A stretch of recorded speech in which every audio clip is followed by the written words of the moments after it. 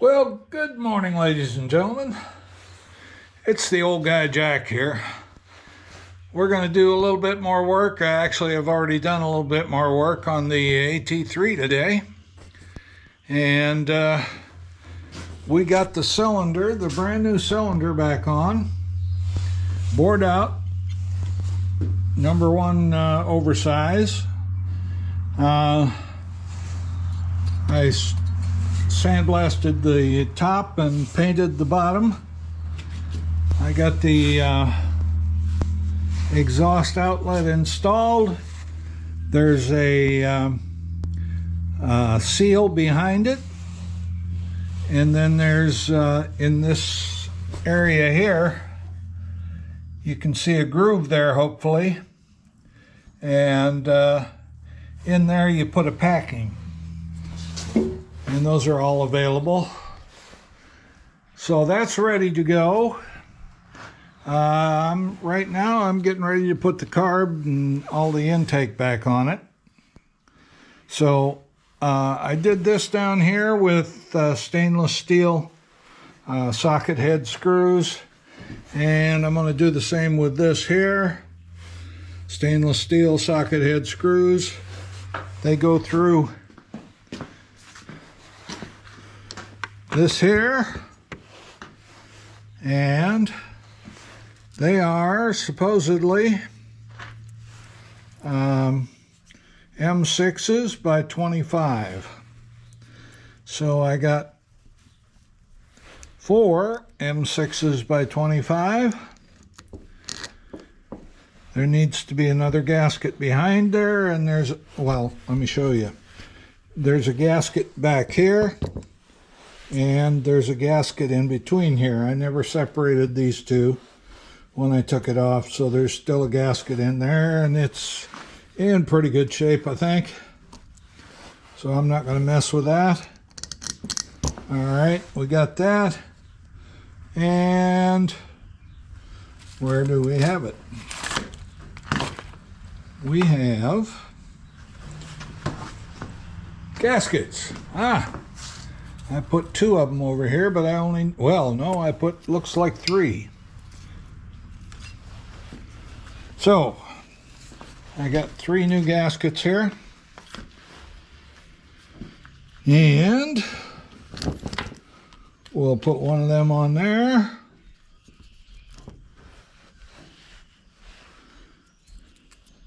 And then we'll go over there. Let's see how if I can hold this and put this together at the same time. I know it's hard to walk and chew gum for me at the same time, but we'll get there. All right, so there we are. That's in place. The gasket's still in place. So we'll go ahead and put the other 2 in the bottom and tighten all these down. All right, so I'm going to tighten those down to about 4 foot-pounds, maybe 3.5, somewhere in that area. It's not that much because it's steel into aluminum. I'll be back. These bolts here are JIS head, which is smaller than a normal. Normally, an M8 bolt would have a 13 millimeter head. But these have 12 millimeter heads, and you'll see why in a bit. But what I did was I started the bolt in because if you can see back here on the carburetor, there's slots on the ends. You do need a flat washer, and I'm putting a lock washer as well on there. So I'm going to go over to the other side, and I'm going to slide this onto this bolt, and then I'm going to try and get the other bolt started on the other side that looks just the same. So you can see in here that there's very little room for a wrench to work in there. That's why you need the smaller head on the bolt. So I got them both started. Now I can just crank them down and then hook our float back up to their slide back up in there, and we should be just about ready to put the tank on. but it's got a little leak. So I need to put a new gasket in this bowl here on this. And I'll be back again. All right, the carb is in. We just need to get the slide installed there. And I need to see if I can find a rubber that goes between the air box and the carburetor and the clamps that go with it. That may be a trick. I'm not sure. I don't think it had one on it when it came in here. I think I was just running it as is. So let me go see if I can find that. And in the meantime, let's see if we can get that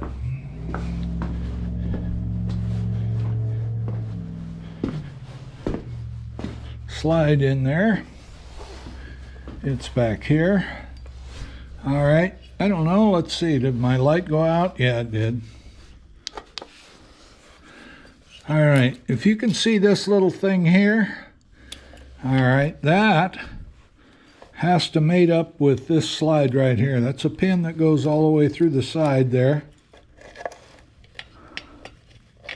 And that has to go in there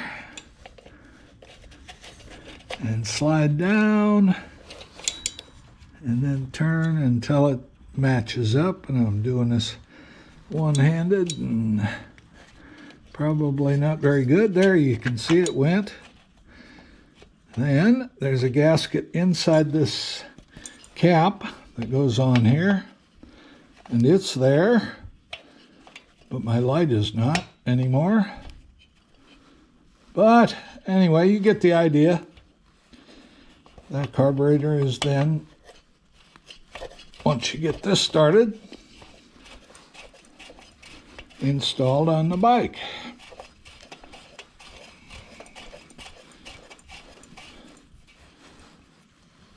There it is. And when you twist the throttle, I don't know if you can see in there or not, but the slide goes up and down. And the control on the oil pump goes up and down as well. So, next, we got a little oil leak over here. I think it might be coming from the gasket between here and here. I don't know if I ever had that off or not. I'm going to try just tightening it down at first and see if that takes care of it. I had a gas leak here which soaked up my rags, so we're highly flammable here now.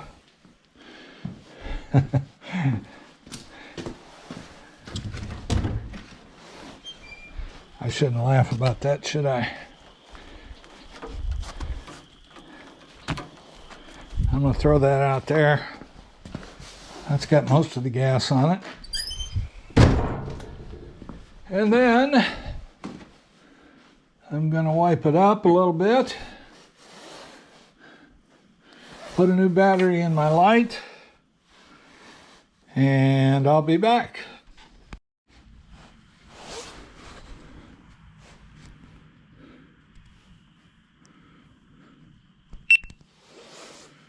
All right, well, I think I got her all back together.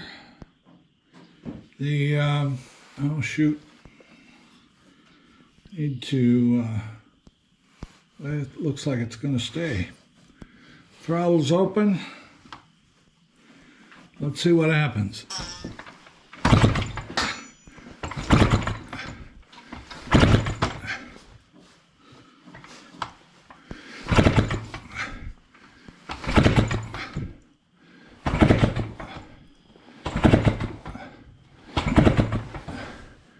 All right, goes up to about 100. The cylinder hasn't been run in yet, so it's brand new crosshatch in there and everything. So I suspect that'll get considerably better as we drive it a little bit. In the ring seat, or did the, yep. So I think we're almost ready to take it for a ride. We'll have to see. All right, over here, we got the two brand new seat pins instead of nails like it used to be. So we'll put this on.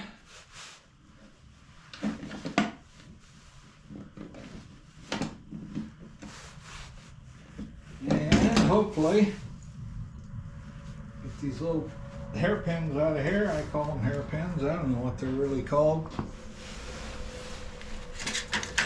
There's my needle nose over there. See these? Brand new seat pins.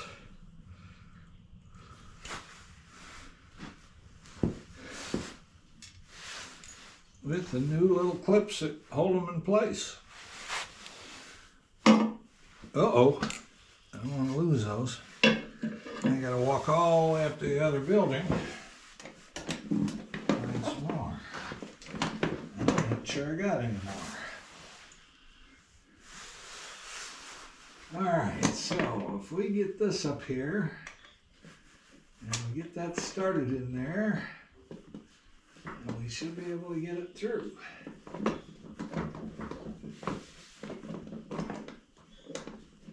Huh. Maybe not. Let's try to get the other one started. Get that in there. Put that up there. That goes in about part way anyway. There it is. All the way. Now we have to find out why this is being so obstinate here. Maybe I just don't have enough power to push it through there. There it goes, I think. Well, part way. Yep, it's all the way. Now, I need to get my reading glasses in position here so I can see that little tiny hole that little tiny hair clip or hairpin clip goes through. And I need to get it over there. And I did that. And now we'll take this little clip in our big needle nose. And if we're lucky, we'll start it in the hole. And we did that. Now let's turn this one around.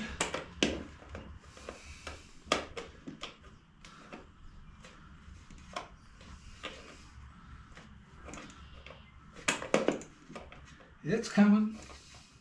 It's coming. I can see that hole now.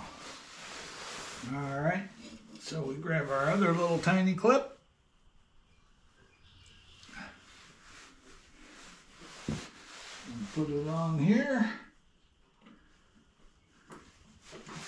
And that's ready. Flip this up. Flip this up. Lock the seat in place. How about that? All right. Now we need to lower the bike. And there. Now we can down it.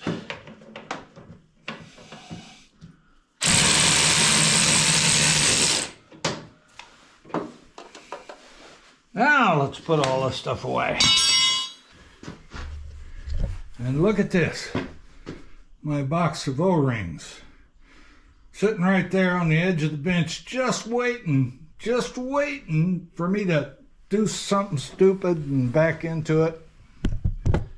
Oh, man.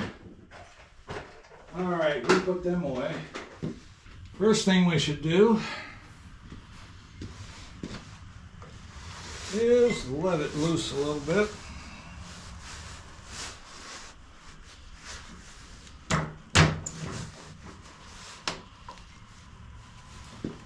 Okay, now if we walk over to the other side, we can let that one loose too, but I think what we'll do is we'll just bend it over a little bit Is that thing underneath it? Yeah. Get it unhooked. There we go.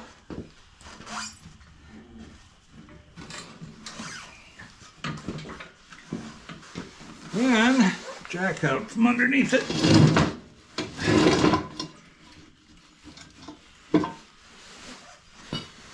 There's that. Now we'll let it down the rest of the way. I think it's ready to roll out. All right, old girl.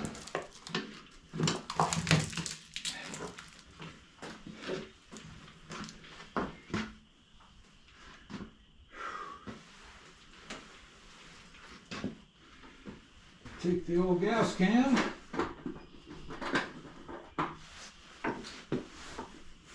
And we'll pour 2 liters in there.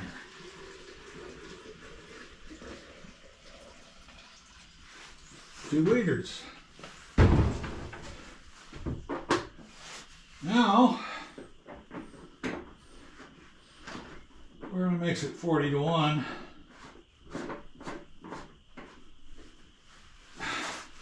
I don't know if that's right or not, but I think it'll keep it from falling apart.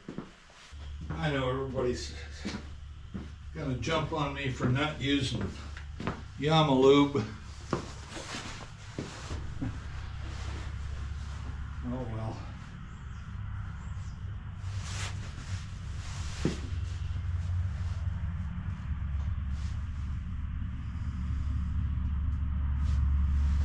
That's about 50 milliliter, I think. That's 2,000. Yeah, that's about right. All right, that's done. You didn't see any of that, did you?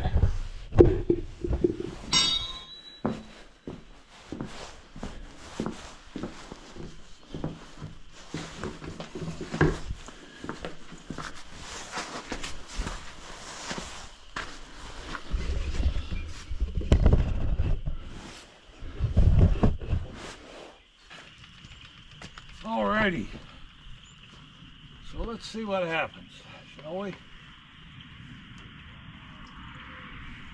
Key on.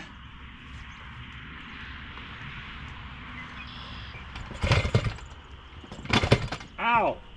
You kicked me.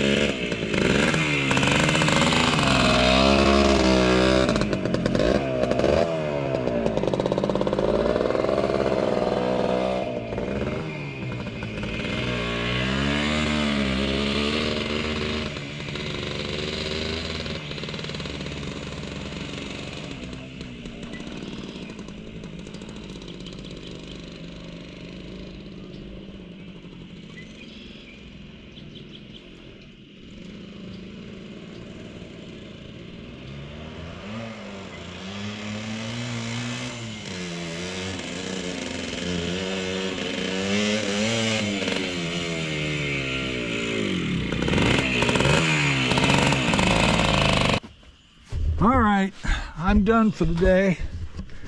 I still got an oil leak to solve, but I'm pretty sure it's a seal on the left side of the engine, because it only leaks when you put it on the kickstand and lean it to the left.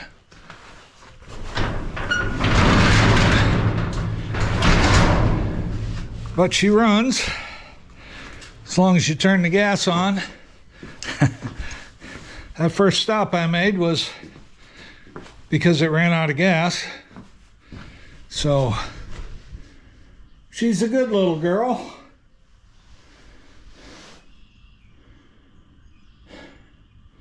And we'll get her leak fixed tomorrow. We did get her a leak fixed in the petcock. I found some O-rings that fit just perfectly on that bulb down below to keep it from leaking. So I put one of those on. You can still find the original seals for those bulbs, but they're about 10 times as expensive as an O-ring that fits in there just as well. So I'm done.